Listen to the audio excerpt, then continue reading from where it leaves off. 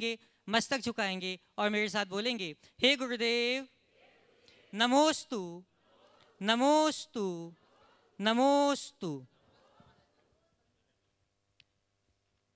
चुल्लू से जो पानी रिश्ता, जीवन बीत रहा पल पल, नरभव सार्थक नरभव की सार्थकता पाने, गुणायतन है एक संबल। बंधुओं, परम पूज्य प्रातः स्मरणीय संत श्रोमणी आचार्य भगवान के पावन आशीर्वाद से एवं पूज्य गुरुदेव की पावन प्रेरणा एवं मार्गदर्शन में निर्मीयमान तीर्थ गुणायतन शीघ्र अपना आकार लेने जा रहा है। यदि सार संक्षेप में कहूँ तो इसकी पूर्णता के बाद, यहाँ दर्शन करने के बाद हम सभी के नयन युगल होंगे सफल, चित्त होगा निर्मल, फलतः विशुद्धि बढ़ेगी पल पल और चेतना बनेगी निष्कल। बंधुओं, आवश्यकता है आप सभी के सहयोग की, अतः तन मन धन से गुणायतन के निर्माण में अपना सहयोग देके इतिहास की रचना में अपना नाम स्वर्णिम अक्षर से लिखवाएं। हमें प्रसन्नता है कि हमारे आह्वान पर आज भी कुछ लोग गुणायतन से संबद्ध हुए हैं। मैं उनके नामों की घोषणा करूंगा और अपेक्षा रखूंगा कि आप करतल ध्वनियों से उनकी अनुमोदना अवश्य करेंगे। निर्माण निधि के रूप में गुणायतन से संबद्ध हुए हैं ब्रह्मचारिणी नीलम दीदी, नीता दीदी, प्रज्ञा दीदी ललितपुर से। सभी लोग करतल ध्वनियों से इनकी अनुमोदना करें। निर्माण मित्र के रूप में ऑनलाइन माध्यम से जो आज गुणायतन से संबद्ध हो रहे हैं, मोना जी जैन, चंचल जी जैन, पटना बुजुर्ग, रहली, सागर, मध्य प्रदेश से। इसी क्रम में सूत्रधार के रूप में जो ऑनलाइन गुणायतन से संबद्ध हो रहे हैं, श्रीमती अंगूरी देवी, राजा जैन, पटना बुजुर्ग, रहली, सागर, मध्य प्रदेश से। आप सभी के पुण्य की बहुत बहुत अनुमोदना और साधुवाद। आज के प्रथम प्रश्न के लिए मैं आमंत्रित कर रहा हूं श्रीमान सुशील जी पहाड़िया जयपुर से, और आपके बाद तैयार रहेंगे श्रीमान अरुण जी श्रीमाल जयपुर से।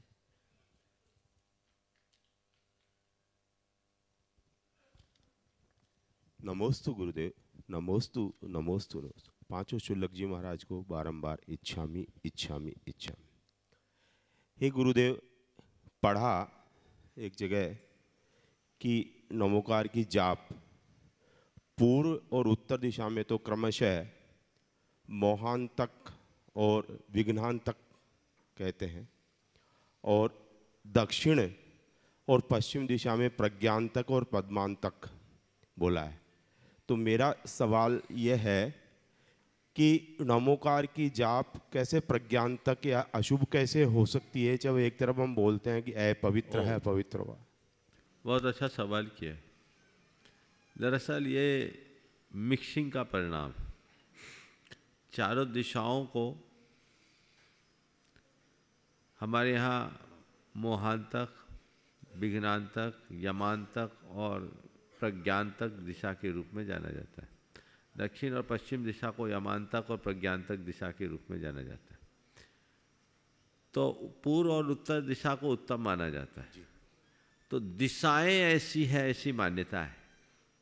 इसमें नमोकार मंत्र तो आप कहीं बैठकर पढ़ो, किसी अवस्था में पढ़ो, आपको नमोकार मंत्र का फल विशेष मिलेगा। लेकिन जब ये सवाल आता है कि पूर्व अथवा उत्तर दिशा में ही मुख करके हम नमोकार आदि की जाप या सामायिक आदि क्यों नहीं करते, क्यों करते, तो पूर्व और उत्तर दिशा विशेष रूप से ऊर्जा के स्रोत है। इसलिए हम पूर्व और उत्तर दिशा विदेह क्षेत्र है। पूर्व दिशा से सूर्योदय होता है, ऊर्जा का संचार होता है, इसलिए पूर्व और उत्तर दिशा को प्रमुखता दी जाती है। और इसी को जैसा आपने बता दिया मोहांतक और विघ्नांतक के रूप में पूर्व और उत्तर दिशा को गिन लिया गया। तो दिशा है, ऐसा नहीं कि मोह का अंत करना है तो पूरब मुख करो, विघ्न का अंत करना है तो उत्तर मुख करो, ऐसा कोई नियम नहीं है। आप तो जिस भी अवस्था में नमोकार जप लो, अपना काम हो जाए। नमोस्तु। सुस्थितो दुस्थितो पिवा बोलते हैं, अपवित्रो है पवित्रो वा, अपवित्र पवित्र वा, सर्वावस्थाम गतो पिवा। इसलिए इसमें कोई बात नहीं। नमोस्तु। उपस्थित होंगे श्रीमान अरुण जी श्रीमाल जयपुर से।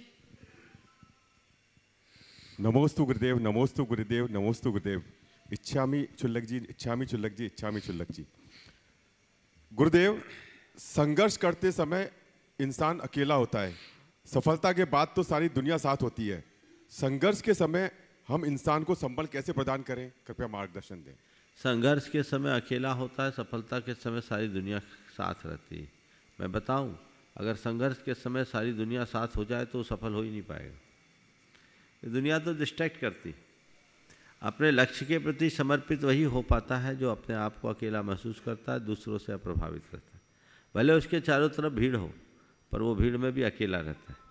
गुरुदेव ने एक बार बहुत अच्छी बात की थी। पुराने ज़माने में नटों का कर्तव्य होता था, तो नट लोग रस्सी पर चला करते, बहुत सारे कर्तव्य दिखाए जाते थे ऐसे। तो उन्होंने एक बहुत अच्छी बात कही, और वो उस बात के माध्यम से उनने हम लोगों को संबोधा था कि देखो, नट की तरह अपना जीवन जियो। नट जब रस्सी पर चलता है, हजारों लोग तालियां बजाते हैं, लेकिन उसका ध्यान अपने टारगेट पे होता है। उसे पता है ये तालियां मेरे साथ तभी है जब मैं सफल हो जाऊं, अगर मैं गिर गया तो मेरी थूथू है।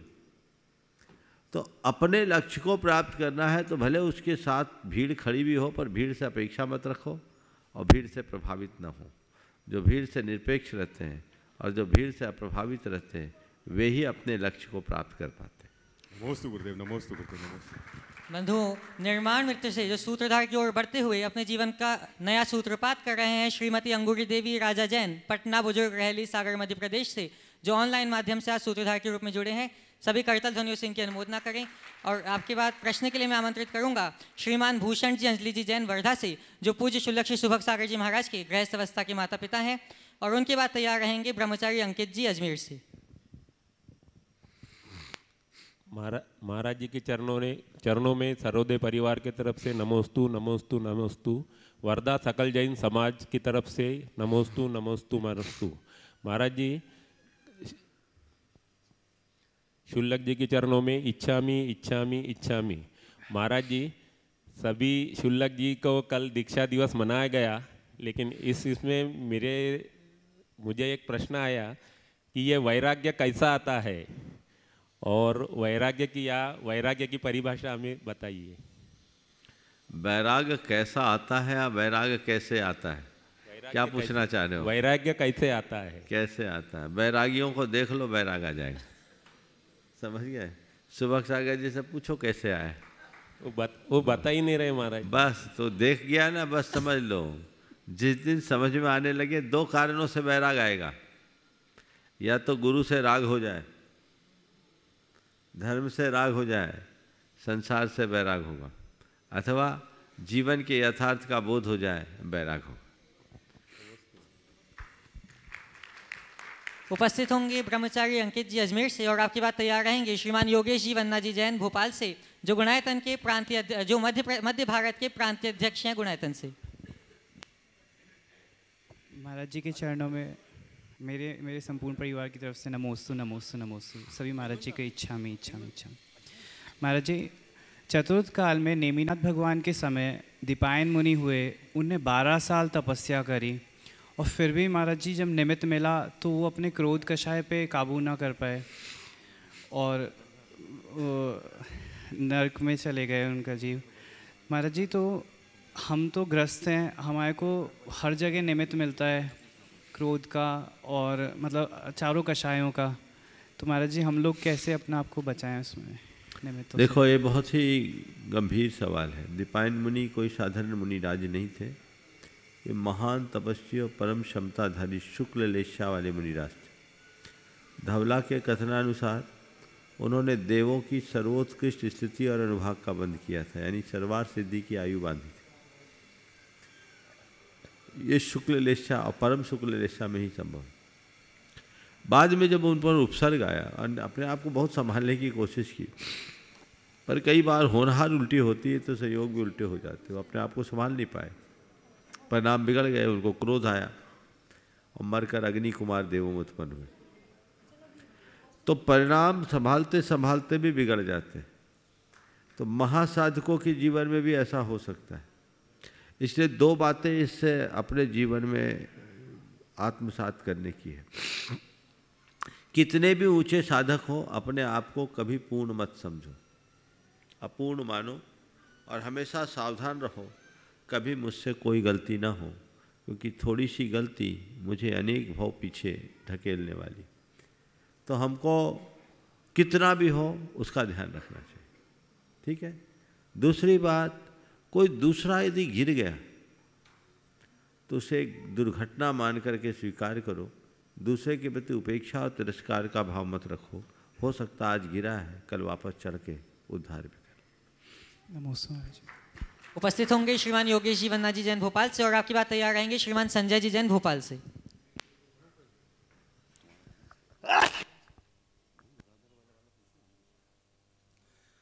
नमोस्तु महाराज जी, पूरी भोपाल जैन समाज की ओर से नमोस्तु नमोस्तु। इच्छामी चुलक जी। महाराज श्री, हम लोग आचार्य श्री के पास जब भी जाते हैं तो एक चीज़ देखने में आती है कि किसी भी दशा में उनकी निरंतरता, कंटिन्यूटी जिस वर्ड को हम लोग बोलते हैं, वो मिस नहीं होती है किसी भी चीज़ में। लेकिन हम लोग जैसे कभी बहुत थक जाते हैं, पूजन के भाव नहीं बनते, तो उस दिन लगता है ऐसे अर्घ चढ़ा के आ जाओ, ऐसे हो जाओ। तो जीवन में मानसिक रूप से दृढ़ता ऐसे कैसे पैदा करें कि निरंतरता बनी रहे, उन चीज़ों से बोर ना हो, ये कैसे करें महाराज? बहुत अच्छा सवाल। देखो, एक साधु और एक आम आदमी में यही अंतर है। साधु साधक होता है और साधक वह है जो सतत आगे बढ़ता रहे। आम व्यक्ति का जीवन रुका हुआ होता है, वो आगे बढ़ नहीं पाता, उसे परिवर्तन चाहिए। उसकी रुचियाँ बनती है, बदलती है, और भिन्न रुचि होने के कारण ही उसके अंदर बोरियत आती है। तुम्हारे जब भोपाल में ही था तो मुझसे एक बहन ने सवाल किया था कि महाराज जी आप कभी बोर नहीं होते? मैंने क्या मतलब? बोले महाराज जी हम लोग रोज़ वही खाना बनाते हैं, वही घर गृहस्थी का काम करते हैं, हम लोग बोर हो जाते हैं। आप भी रोज़ प्रवचन करना, आपको रोज़ स्वाध्याय करना, सामायिक करना, आप लोग बोर नहीं होते? मैंने कहा, उन्होंने बोला आप ऊबते नहीं? मैंने कहा जो खुद में डूबा रहता है वो ऊबता नहीं। अंतर है, बड़ा अंतर है। तुम्हारे रोज के भोजन का स्वाद एक है, पर हमारी हर सामायिक का स्वाद अलग। नव्यता जीवन में भव्यता लाती है। जब इस तरह की प्रवृत्ति जुड़ जाती है तो जीवन आगे बढ़ता है। फिर हमको इसमें उत्साह है, क्योंकि हमें इसमें अपनी आत्मा का उत्कर्ष दिखता है। जिन क्रियाओं में आत्मोत्कर्ष दिखने लगता है उसे सहर्ष स्वीकारने का मनोभाव हो जाता है। गुरुदेव तो बहुत ऊंचे साधक हैं और वे सतत अप्रमत्त रहने वाले हैं। उनकी अप्रमत्तता उनकी निरंतरता को भी बनाती है और हमेशा उन्हें तरोताज बनाती है। नमोस्तु संजय। श्रीमान संजय जी अपना प्रश्न प्रस्तुत करेंगे, और आपकी बात तैयार रहेंगे श्री देवेंद्र कुमार जी खड्डर खुरई से। नमोस्तु महाराज जी, नमोस्तु नमोस्तु। चुल्लक जी को इच्छामी इच्छामी इच्छामी। महाराज जी आज हमने जो गणधर विधान किया है उसका क्या महत्व है? गणधर वलय विधान यहाँ रोज होता है। देखिए गणधर वलय क्या है? गणधर वलय एक बड़ा विशेष मंत्र है, पाठ है। सामान्य रूप से शब्दों को देखें तो गणधरों के वलय को गणधर वलय कहते हैं, लेकिन जब हम गणधर वलय की बात करते हैं तो गणधरों के जीवन में संभव जितनी भी रिद्धियाँ वो आ जाती, केवली भगवान भी इसमें जुड़ जाते हैं। तो केवल ज्ञान को आदि लेकर जितनी भी रिद्धियाँ हमारी मूल जो 64 रिद्धियाँ हैं, जिनकी मूल 48 रिद्धियाँ, उन 48 रिद्धियों का उसमें स्मरण है। और ये जो गणधर वलय विधान है, इसमें गणधर वलय का जो मूल पाठ है ये द्वादशांग से निश्चित पाठ है।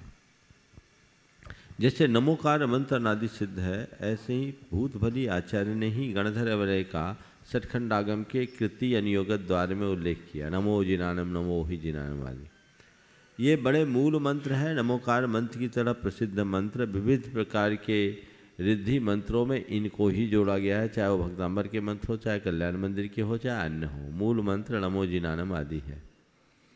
ये विशेष लाभदायी है जीवन की शुद्धि, विशुद्धि और उपलब्धि के लिए। इसकी महिमा का अंदाज आप केवल इससे लगा सकते हैं कि जब किसी को मुनि दीक्षा लेनी होती है तो मुनि दीक्षा के पूर्व गणधर वलय विधान कराया जाता है।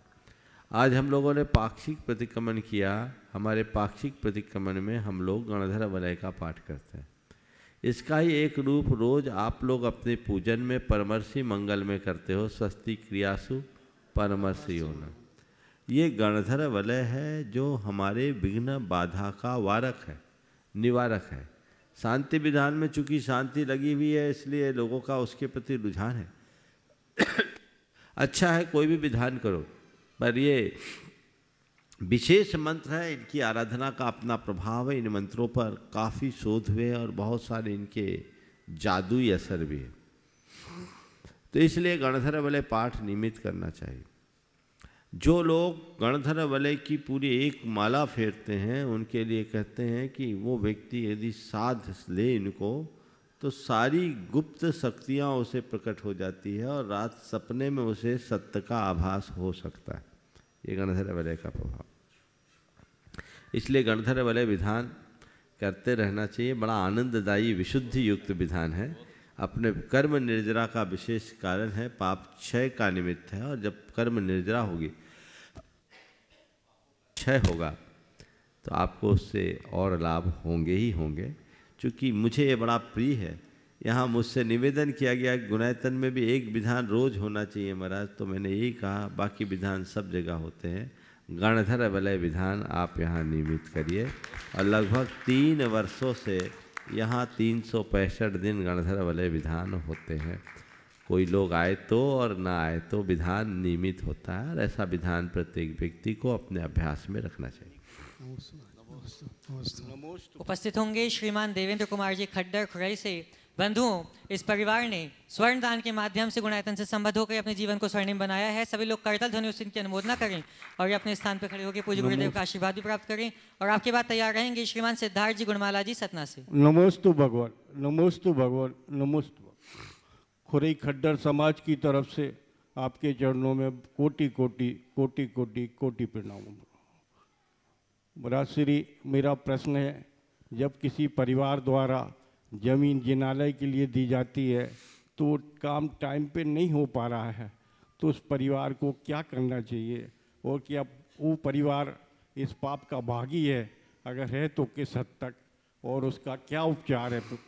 और देखिए, पहले तो मैं चाहूँगा एक बार इस परिवार का जोरदार अभिनंदन कर दीजिए। खुरई में कौन सा धाम? आनंद धाम के नाम से जिस प्रकल्प की प्रक्रिया आगे चल रही है, उसकी समस्त भूखंड देने का सौभाग्य इसी परिवार को प्राप्त हुआ। मैं उस स्थल पर गया हूँ। बहुत ही उपयोगी और मूल्यवान भूखंड है। आपने जिस उदारता के साथ इसे एक तीर्थ के लिए समर्पित किया, वो बहुत प्रशंसनीय है। मेरा इसके लिए आप सबको बहुत बहुत आशीर्वाद। अब रहा सवाल, हमने जो सोचा उसमें विलम्ब हो रहा है। तो देखिए, विलम्ब होना और विलम्ब करना, इसमें बड़ा अंतर होता है। विलम्ब हो जाए तो चलेगा, पर विलम्ब करना अच्छी बात नहीं है। समाज को चाहिए कि जब हमने कोई बीड़ा उठाया है और गुरुओं का आशीर्वाद लिया है, तो उसे तत्परता से पूरा करें। उसमें किसी प्रकार की ढील न होने दें। जितनी तत्परता से हम करेंगे, हमारा काम उतनी आसानी से संपन्न होगा और हमें सफलता मिलेगी।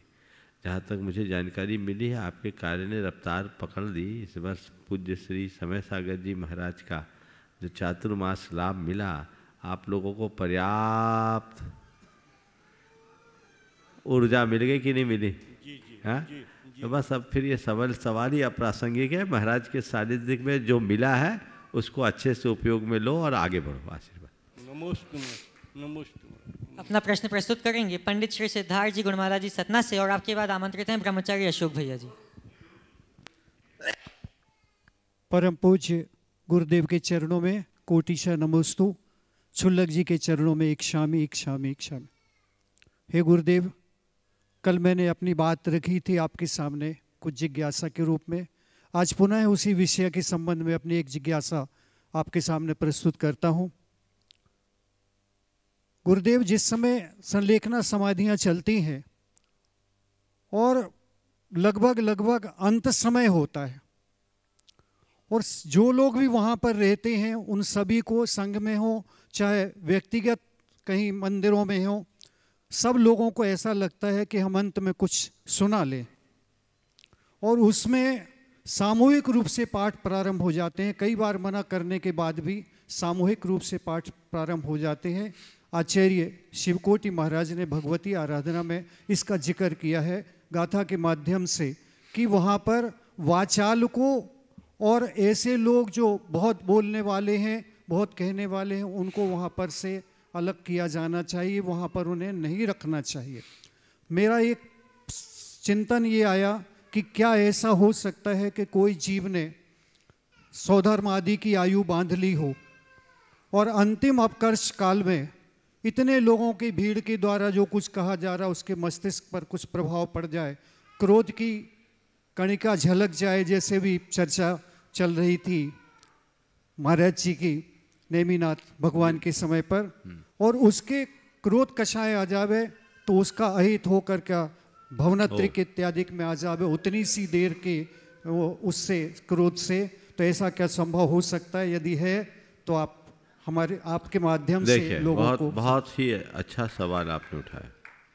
सबसे पहला तो मैं सवाल आपसे करता हूँ, एक गिलास दूध में 1 चम्मच शक्कर डालो तो दूध मीठा होता है और दूध को मीठा करने के लिए शक्कर डालना जरूरी है, ये सोचकर 10 चम्मच शक्कर डाल दो तो क्या होगा? गड़बड़ है, वो दूध चाशनी बन जाएगी ना। तो यही स्थिति यहाँ होना चाहिए। हम एक साधक, एक छपक जो संलेखना के लिए तत्पर हो रहा है, जिसकी इंद्रियां और बौद्धिक स्थिति बहुत कमज़ोर होते जा रही, उसको ज़्यादा उपदेश पिलाओगे तो वो तो चिड़चिड़ा सकता है, उसके परिणाम बेशक बिगड़ सकते हैं और वह परिणाम उनकी आयु का अपवर्तन करा सकता है, उनका पतन भी करा सकता है।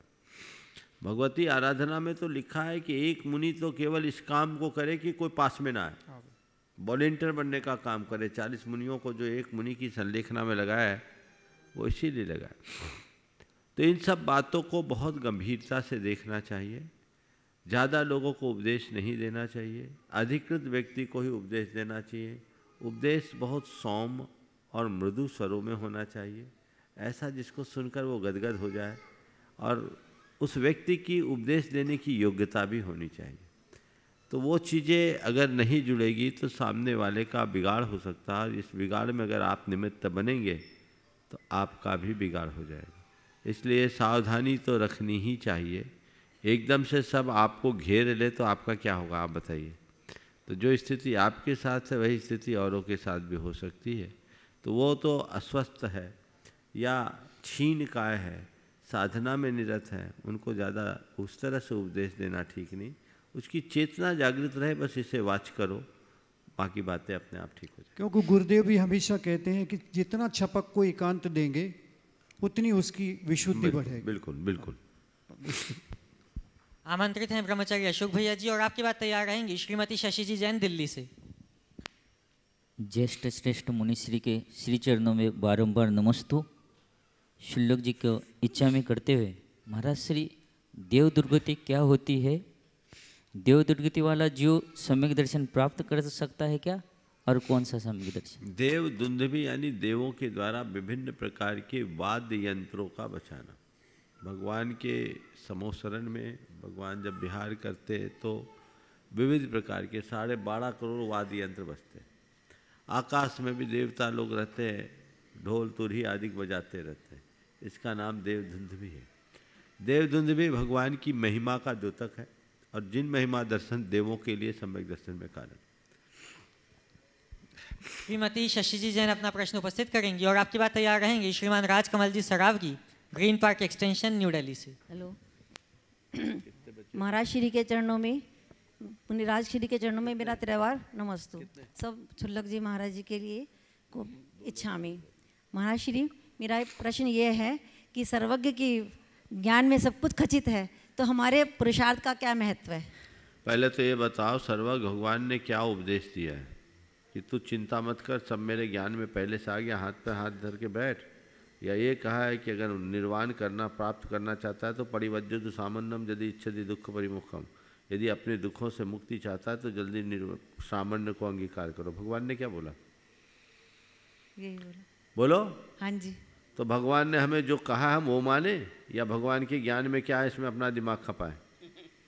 मुझे नहीं मालूम भगवान के ज्ञान में क्या है, मुझे ये मालूम है भगवान के उपदेश में क्या, और हम तो भगवान के उपदेश का अनुसरण करते हैं और उसी का लाभ लेते हैं। धन्यवाद। उपस्थित होंगे श्रीमान राजकमल जी सरावगी, और आपके बाद तैयार रहेंगे मीत मैत्री जी शाह यूके से। मुनिवर के चरणों में त्रिवार नमोस्तु नमोस्तु नमोस्तु। शुल्लक जी के चरणों में इच्छा में इच्छा में इच्छा में। गुरुवर, मेरा प्रश्न ये है, जैन धर्म के अनेक पंथ होने के कारण, उनमें सामंजस्य नहीं होने के कारण जैन समाज बिखराव की ओर है। जिससे जैन समाज की उपस्थिति समस्त देश के परिप्रेक्ष्य में नगण्य होती जा रही है। ऐसे में इस विकृति को कैसे रोका जाए? देखिए, ये सवाल तो रोज ही आता है। इसका एक ही सुझाव है और इसका एक ही समाधान है, पंथ हो पंथवाद न हो। बस लोग विभिन्न पंथों का अनुसरण करें पर पंथवादी मनोवृत्ति से बचे। और एक बात अपने गांठ में बांध ले कि हम दिगंबर श्वेतांबर, स्थानकवासी, मूर्ति पूजक, तेरापंथी, बीचपंथी या जो कुछ भी हैं, वे सब अपने मंदिर और पूजा स्थल के भीतर हैं, उपासना के भीतर हैं। बाहर आए हैं तो हम केवल जैन हैं। अगर ये सोच सबके हृदय में बैठ जाए समग्रता के साथ तो फिर सवाल ही खड़ा नहीं हो। लेकिन हम उन चीज़ों को बाहर ले आते हैं तो बड़ी गड़बड़ी। और एक बात और, मंदिर पूजा पाठ को लेकर के तो लोग एक दूसरे में तनातनी करते हैं, वे ही लोग आपस में बेटी व्यवहार भी करने लगे, उसमें कोई दिक्कत नहीं है। शादी विवाह में कोई सोचने की बात नहीं है, पर मंदिर मूर्ति की बात आ जाएगी तो पंथ की बात है। ये चीज़ें समाज के पतन का कारण है। मुट्ठी भर जैन जब तक इस पर गंभीरता से विचार नहीं करेंगे, समाज की दीर्घकालिक हितों की रक्षा नहीं होगी। नमस्ते। मीत मैत्री जी शाह यूके से उपस्थित होंगे। अगला। नमस्ते महाराज जी, इच्छामी हेलक जी। महाराज जी, मेरा क्वेश्चन ये है कि अभी मैं नंदीश्वर मंदिर जी के दर्शन करके आया हूँ और हमको ये क्वेश्चन हुआ कि जो भी भगवान विराजित है उधर पंचमेरु में और नंदीश्वर में, वो भगवान कौन से होते हैं? वो वर्तमान कालीन 24 के भगवान होते हैं? वो 24 नहीं है, वो सिद्धायतन है, अरहंत है। अरहंत और सिद्ध की प्रतिमा होती है। अरहंत। अब मंचासीन पूज्य शुल्क वृंद के माध्यम से हम सबको दिशाबोध प्राप्त हो और समाधान की रास्ता हमारा साफ हो, इस भाव से हम सभी चलते हैं पूज्य शुल्क श्री स्वरूप सागर जी महाराज के चरणों में और इच्छामी पूर्वक निवेदन करते हैं कि आगे के सत्र को आप गति प्रदान करें। इच्छामी महाराज जी। मुनि श्री के चरणों में बारंबार नमोस्तु। प्रश्नों के लिए अब सीधा रुख करते हैं मंचासीन मुनि संघ का और सर्वप्रथम निवेदन है पूज्य शुल्क श्री सुभग सागर जी महाराज से कि अपने प्रश्न के माध्यम से हम सभी को लाभान्वित करें। पूज्य मुनिवर के श्री चरणों में बारंबार नमोस्तु नमोस्तु नमोस्तु। महाराज श्री, आज के समय में देखा जा रहा है कि लोग संयम की ओर बढ़ रहे हैं और उनकी भावना भी है बहुत सारी, लेकिन उनमें संयम के प्रति और दृढ़ता कैसी आए कि जैसे वो संयम का उत्कृष्ट रूप प्राप्त कर सकते। महाराज जी, समाज संयमोन्मुखी व्यक्ति के हृदय में अगर संयम के प्रति दृढ़ता की बात करते हैं तो मैं यही कहूँगा, दो काम करें। पहला, संयमी मुनि त्यागियों के संसर्ग में रहे और दूसरा, वैराग्य परक ग्रंथों का स्वाध्याय करें। ये दोनों बातें यदि आत्मसात हो जाए तो न केवल संयम में बढ़ने का भाव होगा, अपितु आपके पूर्व ग्रहित संयम में निखार भी आएगा, स्थिरता भी आएगी। निवेदन है पूज्य शुल्क श्री चिद्रूप सागर जी महाराज से कि अपना प्रश्न रखें ताकि हमारा भी पथ प्रशस्त हो सके। पूज्य मुनिश्री के चरणों में बारंबार नमस्तु। महाराज जी, प्रथमन योग ग्रंथराज जी के अध्ययन करते हुए कुछ लोग के मन में ये जिज्ञासा होती है कि प्रथमन योग ग्रंथ में अधिकतर कथानक का वर्णन होता है और उसमें सांसारिक राग द्वेष की जो उसमें कथानक आते हैं, तो उनका कहना होता है कि यदि कथानक के अपेक्षा हम आत्मा की बात, द्रव्य आदि की बात करें तो उसमें ज़्यादा लाभ होगा। तो कृपया प्रथमान योग ग्रंथ की देखिए, बहुत अच्छा। प्रथमान योग को लेकर कई लोग इस तरह की बातें करते हैं। हमारे लिए हर योग की अपनी अपनी उपयोगिता है, भूमिका के अनुसार उपदेश दिया जाता है। जो प्रारंभिक लोग हैं उनके लिए प्रथमान योग बहुत उचित होता है, क्योंकि पूरी बातें याद नहीं रहती, पर कथा और कथा वस्तु के माध्यम से हमें चीज़ों का जीवंत रूप दिखता है। किसने कहा प्रथमान योग में जीवन का सार नहीं? देखिए, प्रथमान योग में 4 बातें देखने को मिलती है। सबसे पहली बात, महापुरुषों की लीला। जब हम प्रथमान योग पढ़ते हैं तो महापुरुषों की लीला दिखती है और उनके जीवन में किस तरह की लीला होती है। दूसरी बात दिखती है कर्मों की विचित्रता। तीसरी बात दिखती है पुण्य पाप का खेल और चौथी बात दिखती है साधना की प्रखरता। जब हम प्रथमान योग को केवल एक कथा की तरह देखेंगे तो शायद ऐसा कुछ नहीं दिखे, लेकिन जब इनको हम थोड़ी गहराई से देखने लगेंगे तो संपूर्ण जीवन दर्शन का सार आएगा। महापुरुषों की लीला दिखती है और वो लीला हमें बताती है कि जीवन के झंझावात में चाहे कितना भी उतार चढ़ाव है, अपने अंदर स्थिरता रख सको, एक प्रेरणा मिलती। जब हम हरिवंश पुराण पढ़ रहे थे तो वसुदेव के जीवन चरित्र को पढ़ करके ऐसा लगा कि इनका जीवन कितना संघर्षों से भरा हुआ, लेकिन तमाम संघर्षों के बाद भी ऊपर गए नीचे आए, ऊपर गए नीचे आए, कितना उठापटक उनके जीवन में पढ़ो तो लगता है कई जगह तो रोंगटे खड़े हो जाते, लेकिन हर जगह वो स्थिरता। ये महापुरुष की लीला है, यानी समय सार का जो जीवंत रूप या प्रैक्टिकल है वहाँ देखने को मिलता है, वहाँ हमें दिखता है ये लीला है। कर्मों की विचित्रता और पुण्य पाप का खेल कैसे होता है और तपस्या करके अपने जीवन का उद्धार कैसे किया जा सकता है, ये सब चीज़ें हम प्रथमान योग के माध्यम से आसानी से समझ सकते हैं। प्रथमान योग को केवल एक कथा के रूप में पढ़ना हमारी बेवकूफ़ी है। वर्तमान योग में अगर हमारी अंदर दृष्टि हो तो समग्र जीवन दर्शन का बोध पाया जा सकता है और वह तत्व हमें प्राप्त हो सकता है जो हम समय सार से भी प्राप्त न कर पाए। इसी वजह से आचार्य समंतभद्र महाराज ने इसे बोधि समाधि निधानम कहा। प्रथमान योग बोधि और समाधि का निधान है। हो सकता है समय सार सुनने पढ़ने वाले व्यक्ति को तत्व के प्रति उतनी रुझान न हो, लेकिन जब हम प्रथमान योग पढ़ते हैं तो हमारे जीवन में वो भी धन्यता आ जाती है। और खुद आचार्य कुंद ने प्रथमान योग का उल्लेख किया अपने ग्रंथों में। शुभूति मुनिराज और अन्य अन्य मुनिराजों का जो उल्लेख किया है भाव पौड़ आदि और मोक्ष पौड़ में, ये क्या है, क्यों इनको याद किया, ये क्यों किया? भव्यसेन अभव्यसेन शिवभूति और बहुत सारे मुनियों को उन्होंने याद किया। वो क्यों किया? ये इसलिए किया कि तुम इनसे कुछ प्रेरणा ले सको। आचार्य कुंद जो तत्व के इतने बड़े व्याख्याता थे, क्या जरूरत थी किसी दूसरे का उदाहरण देने की? क्यों बोले तुष्मासम घो संतोषी भूधि ने केवली जादो? क्यों बोले पढ़ियो विभव भव्यसेनो न भाव संवत्तनम पत्तो? क्यों बोले कि मान कसाय से भरे रहने के कारण बाहुबली ने अपने निर्वाण को प्राप्त नहीं किया? ये कम से कम आचार्य कुंद ने 20 से 25 उदाहरण दिए। ये किस बात का द्योतक है? तो ये सारे महापुरुषों के चरित्र को पढ़ने से हमें हमारे जीवन की दिशा मिलती है। इसलिए प्रथमान योग को अच्छे से पढ़ना चाहिए, पर कथा में न उलझकर उसके कथ्य को पकड़ने की कोशिश करना चाहिए। जो केवल कथा को पकड़ते हैं वो कथ्य तक नहीं पहुंच सकते। आपका सवाल ये आ सकता है कि ठीक है, प्रथमान योग में कथा वस्तु को लिखना है, सीधे सीधे लिख दो, उसमें इतना अलंकारिक कथन क्यों लिखते हैं? जब हम प्रथमान योग में बोलते हैं किसी रानी का वर्णन है तो उसके शरीर के अंग प्रत्यंगों का इस कदर से वर्णन होने लगे कि सामने वालों की आंखों में एक ऐसा चित्र उभरता है कि हो सकता है बहक जाए। इसकी क्या जरूरत? कोई ज़रूरत नहीं, सीधे सीधे तत्व प्रस्तुत किया जा सकता है। लेकिन हमारे आचार्यों के सामने एक बड़ी चुनौती थी। हमारे जिन शासन को, जैन धर्म को सर्व मान्यता प्रदान कराना, राज्य मान्यताएं दिलाना, उस काल में बिना साहित्य के हमें हमारे धर्म को कोई मान्यता नहीं थी। तो हमारे आचार्यों ने जब साहित्य रचा तो महाकाव्यों का सृजन किया और तभी जिनसेन जैसे महाराज ने अपने भरे राज दरबार में अपने काव्य का पाठ किया दिगंबर अवस्था में और निर्विकार होकर, तब राजा हतप्रभ हुआ। तो ये सब चीज़ें जैन धर्म की प्रभावना का एक अंग था। साहित्य में अपना स्थान बनाने के लिए साहित्य के हिसाब से सभी प्रकार के रसों का वर्णन करना आवश्यक और अपेक्षित होता है। वो सब वहाँ किया गया। अभी आप देखिएगा जब गुणायतन यहाँ कर्मों की लड़ाई दिखेगी, आप कहोगे ये कौन सी हिंसा होगी, लेकिन उसके बिना वो पूरा ही नहीं होगा।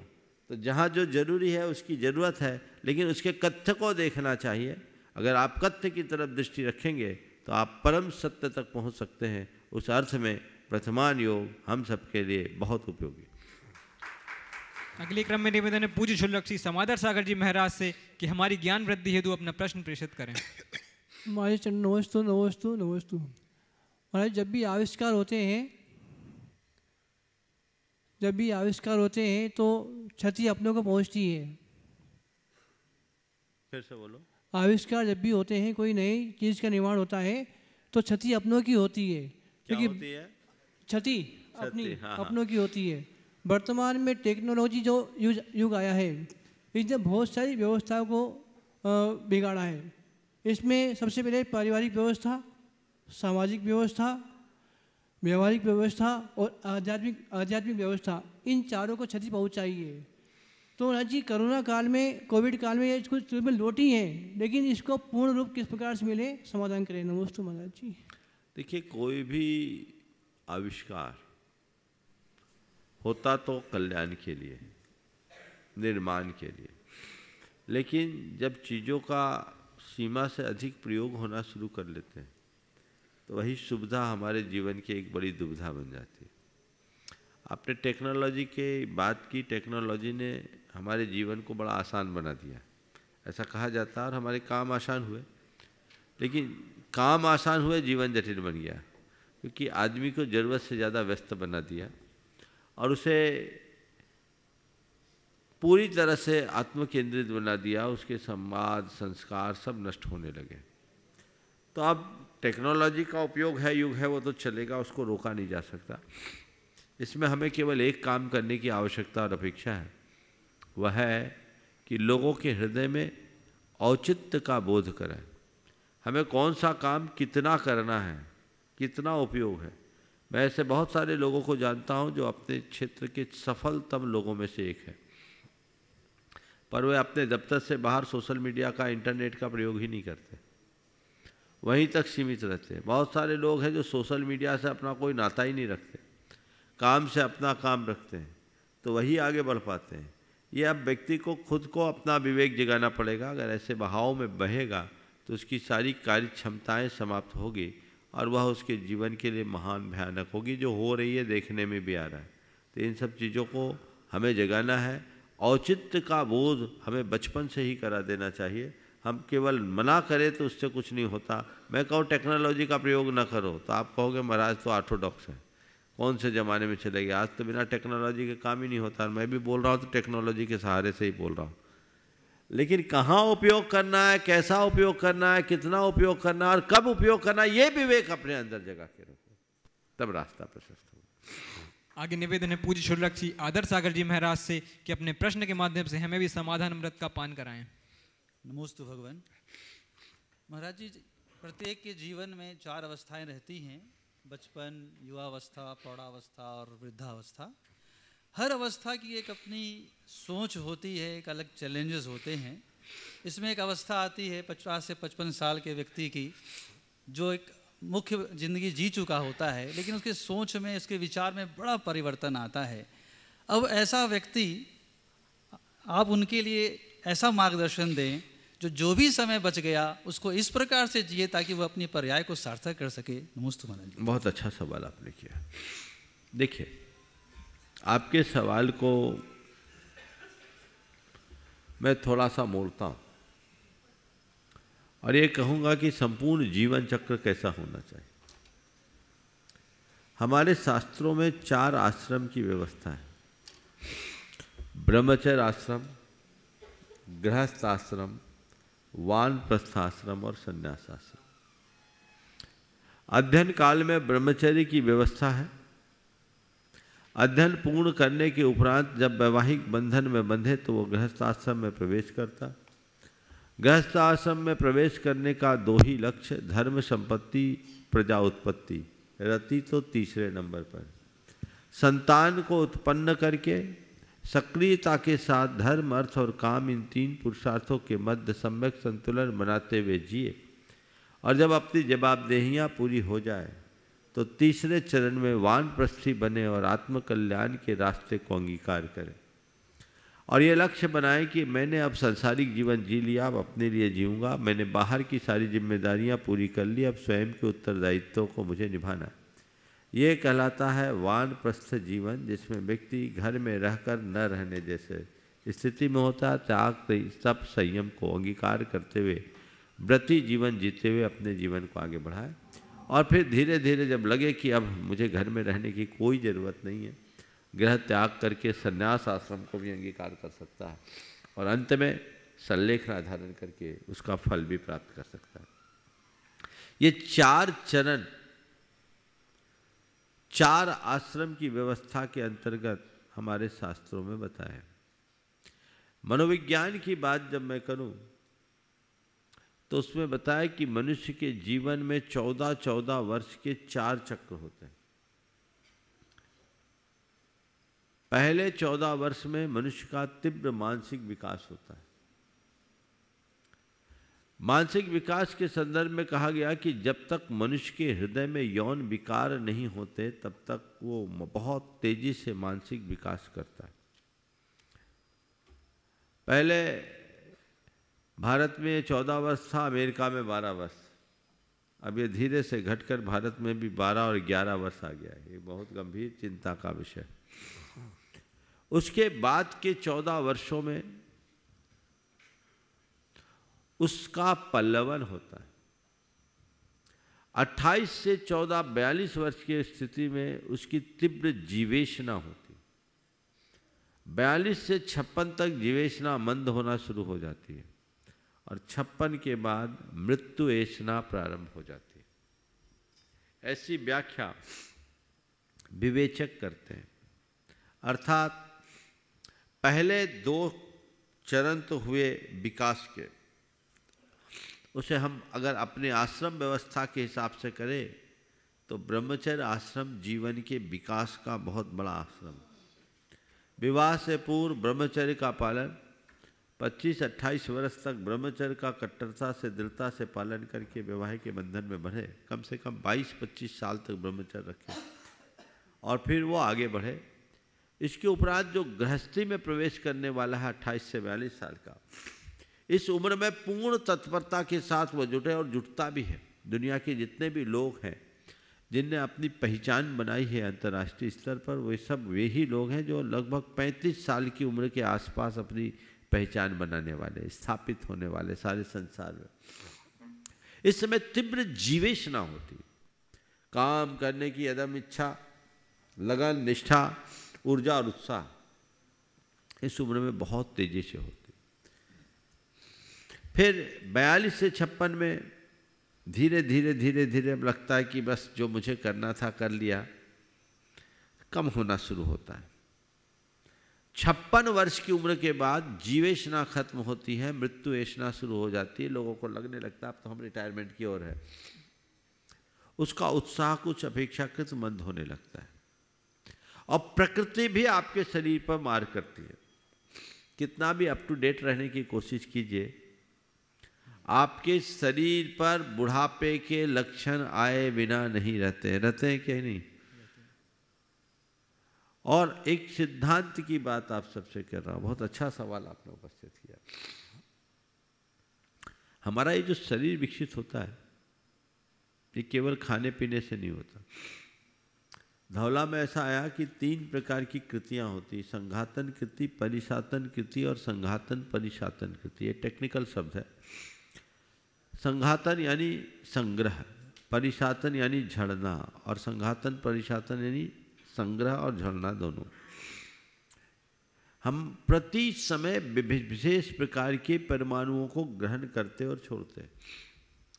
जीवन के प्रारंभिक दौर में हमारी संघातन कृति ज़्यादा होती, परिसातन कम, यानी आमदनी ज़्यादा होती, खर्चा कम। इसलिए एक एज तक हमारे शरीर की, बुद्धि की ग्रोथ बहुत तेज होती कि नहीं होती। फिर इसके बाद एक अवस्था ऐसी आती है जिसमें दोनों इक्वल होती है, जो प्रौढ़ावस्था में प्राय एक साथ दिखते हैं। संघातन जितना आमदनी उतना खर्च। लेकिन जैसे ही व्यक्ति अपने जीवन के चौथे पन में प्रवेश करना शुरू करता है, वहाँ परिसातन बढ़ जाता, संघातन कम, यानी खर्चा बढ़ता, आमदनी घटती। तो धीरे धीरे आप पाएंगे कि शरीर में शिथिलता आएगी, मन में भी थोड़ी कमजोरी आएगी। तो अपनी शारीरिक और मानसिक स्थिरता को बनाए रखने के लिए अपनी शक्ति के अपव्यय से बचना चाहिए और उसके लिए तनाव मुक्त जीवन जीने का अभ्यास करना चाहिए। अपने व्यापार व्यवसाय को भी विराम देने का प्रयास करना चाहिए। जितना जरूरी हो उतना करो। पहली पारी में इतना बड़ा स्कोर खड़ा कर लो कि दूसरी पारी में बल्ला उठाने की नौबत ही ना आए। अपने पास कुछ ऐसी व्यवस्था कर लो कि रोज रोज के लिए खुद कमाने की जरूरत ही न पड़े और आप स्वयं के उत्तरदायित्व को निभाने की कोशिश करें। धर्म ध्यान में लग कर के चलना शुरू कर दें तो वो जीवन का पथ प्रशस्त करेंगे और उससे हम जीवन का उत्कर्ष कर सकते हैं। व्यक्ति को पहले से तैयारी करनी चाहिए। जो लोग इसका उल्लंघन करते हैं आखिरी में या तो ब्रेन स्ट्रोक आता है, पैरालाइज्ड हो जाते हैं या फिर ऐसी कौमा में पड़े रहते, जिंदा लाश बन करके जीने को मजबूर हो जाते। तो ये सब बातें ध्यान में रख करके ही अपने आगे के कार्यक्रम बनाने चाहिए। बहुत बहुत आभार महाराज जी, आज आपके माध्यम से हम सबको बहुत विशेष समाधान प्राप्त हुआ। इच्छामी अगले प्रश्न के लिए मैं उपस्थित होंगी आद्रा जी जैन धुलिया महाराष्ट्र से, और आपके बाद तैयार रहेंगे श्रीमान अरविंद भाई शाह गांधीनगर गुजरात से। नमोस्तु महाराज श्री, मेरा प्रश्न ये है कि क्योंकि मेरे पापा का बहुत बार ट्रांसफ़र होता रहता है, तो इससे ये पता चला है कि अभी भी बहुत जनों को ये जैनिज़्म के बारे में ज्ञात नहीं है, और जब कभी भी स्टेटस या ऑनलाइन कहीं पे दिगंबर जैन साधु संत की फ़ोटो देख लेते हैं तो वो उनका मजाक बनाते हैं, तो ये चीज़ बहुत बुरी लगती है। तो उनको कम से कम शब्दों में कैसे बताएं कि ये चीज़ गलत नहीं है? बहुत अच्छा सवाल है। देखिए, इसमें उनकी गलती नहीं, कमी हमारी तरफ से है, क्योंकि हम लोग जैन धर्म को ठीक तरीके से पहुंचाने में अभी तक सफल नहीं हो पाए। हम लोगों ने जैन धर्म को बड़े कठोर धर्म के रूप में प्रस्तुत किया है।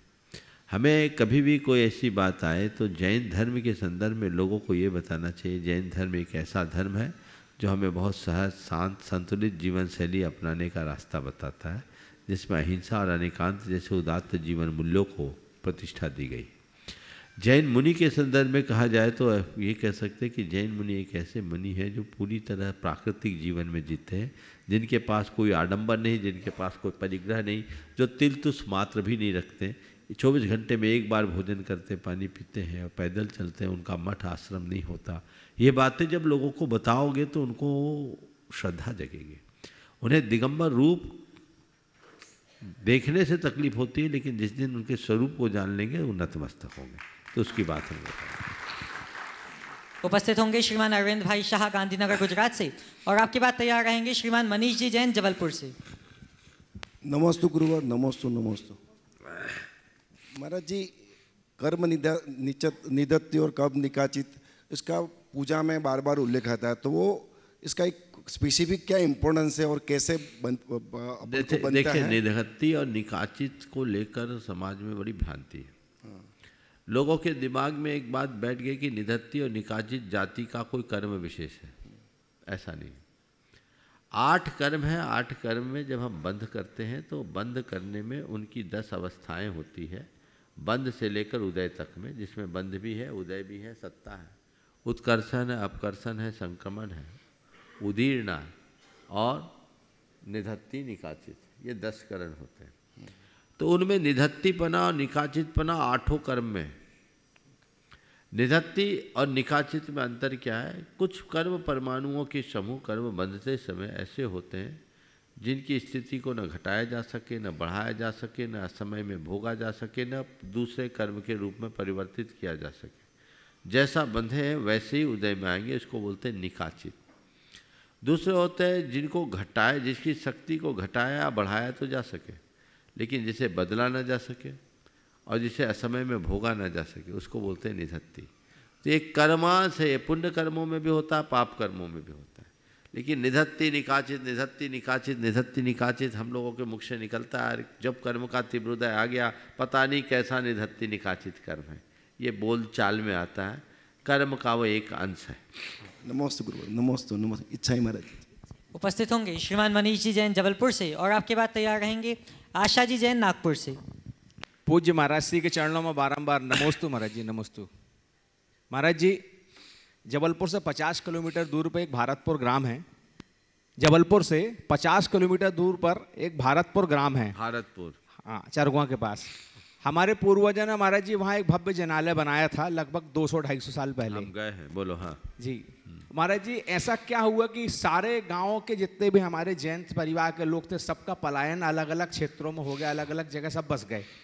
और आज स्थिति ये आ गई कि वहाँ हमें एक किराए के व्यक्ति को लेकर के राशि दे करके पूजन अभिषेक कराना पड़ता है। भैया, तुम अभी गांव की बात कर रहे, अब तो शहर खाली हो रहे। अब जयपुर जाओ तो जोहरी बाजार के मंदिर में पूजा करने वाले नहीं, जो जैनियों का गढ़ हुआ करता था। अब हो क्या गया, तुम लोग ज़्यादा संपन्न हो गए तो गांव के, शहरों के तंग इलाके से रहकर नए शहरों की ओर बढ़ना शुरू कर दिए, जैसे डेवलपमेंट हुआ। तुम लोग हैं पढ़ाई लिखाई और रोजगार के साधनों को देखते हुए गांव कस्बों को छोड़ करके थोड़े बड़े कस्बे या शहर की तरफ रुख कर गए। तो ये एक प्रक्रिया है जो चलते रहती है, और उस प्रक्रिया में ऐसा पलायन होता है और लोग बदलते जाते हैं, लोग भगवान को भगवान भरोसे छोड़ देते हैं। मैं ये कहूँ कि तुम जाओ नहीं तो शायद ये बात आप लोग नहीं अपना सको, पर मैं इतना ज़रूर कहना चाहूँगा, कहीं भी जाओ मूल से जुड़े रहो। अपने घर परिवार की जितनी भी मुख्य क्रियाएं हैं वो अपने उसी मूल मंदिर में करो। जन्म मरण परण की जो भी क्रिया है उस मंदिर में जाके करो। समय समय पर उस मंदिर में जाते रहो। वहाँ कुछ ऐसी व्यवस्था बना दो कि भगवान की पूजा अर्चा होते रहे, तो हमारा मंदिर सुरक्षित रहेगा। कई जगह लोगों ने तो भगवान भी उठा लिए और मंदिर शिखरबंद बना हुआ, खाली पड़ा हुआ है। ये सब चीज़ें ठीक नहीं। हमारा स्थान मंदिर बनाने वालों में होना चाहिए, मंदिर उजाड़ने वालों में नहीं। ये अपने को ध्यान रखना चाहिए। तो हर गांव की कहानी है, तुम्हारे ही गांव की नहीं, पूरे देश में है। और इस तरह की हमें कुछ योजना बनानी चाहिए जिससे कि गाँव के मंदिरों को सुरक्षित किया जा सके। महाराज जी, हम प्रत्येक पूर्णिमा के दिन जाते हैं, सपरिवार अभिषेक पूजन करते हैं।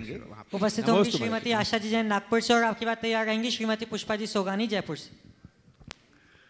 नमस्ते महाराज जी, इच्छा में जी चुलक जी को इच्छा में। महाराज जी, हम जो बाहर जाते हैं तो पानी लेकर जाते हैं, उसको एक बार तो छान लेते हैं, फिर दूसरी बार जब हम जाते हैं उसको छानने, तो उस बिलछाने को क्या करना चाहिए? जहाँ से लेके गई घर ले जाओ, जिस कुएं से लेके गई उसी कुएं में डालो। नमस्ते। चलिए। उपस्थित होंगी श्रीमती पुष्पा जी सोगानी जयपुर से।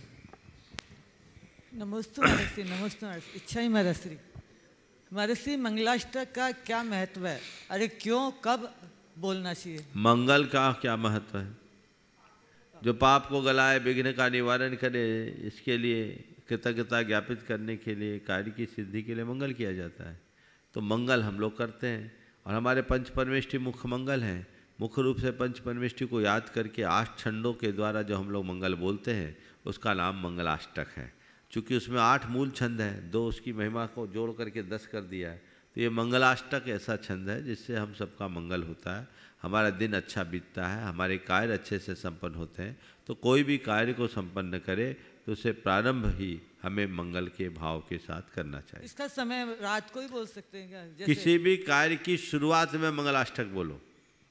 पूजा पाठ आदि धार्मिक क्रियाएं जिसकी शुरुआत में मंगलाष्टक बोलो। उपस्थित होंगी सौभाग्यवती दीप्ति दीपक तपकीरे कोल्हापुर महाराष्ट्र से।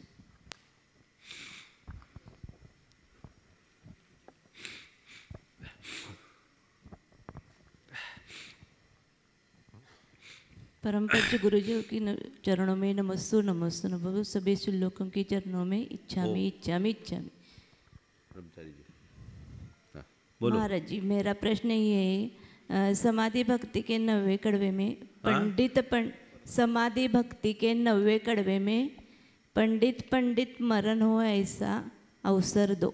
इसका पंडित मरण होता है केवल ज्ञानी का। निर्वाण को पंडित मरण कहते हैं। तो मेरे को जल्दी मरण हो यानी निर्वाण हो, ऐसा पंडित मरण का मोक्ष मिले। मोक्ष। चलिए। नमस्ते। ब्रह्मचारी जी को नहीं करना है। चलिए। उपस्थित होंगी बबली जी नागपुर से। जल्दी। ओ महाराज जी को बारंबार नमोस्तु। इच्छामी महाराज जी जो शिखर जी का पर्वत है, क्या भगवान तीर्थंकरों के भी समय इतना ही था? क्योंकि यदि इतना ही होता तो आदित्यनाथ भगवान का तो हाथ ऐसे करते तो हो जाता। हाँ, बस यही क्वेश्चन था। उनके समय बड़ा था। हाँ। अपना भाग्य मानो कि हमारे समय में छोटा हो गया, नहीं तो पता नहीं पुराने जैसा होता तो क्या होता। इस प्रकार आज के सत्र को यहीं पर विराम। बोलिए परम पूज्य आचार्य गुरुवर श्री विद्यासागर महाराज।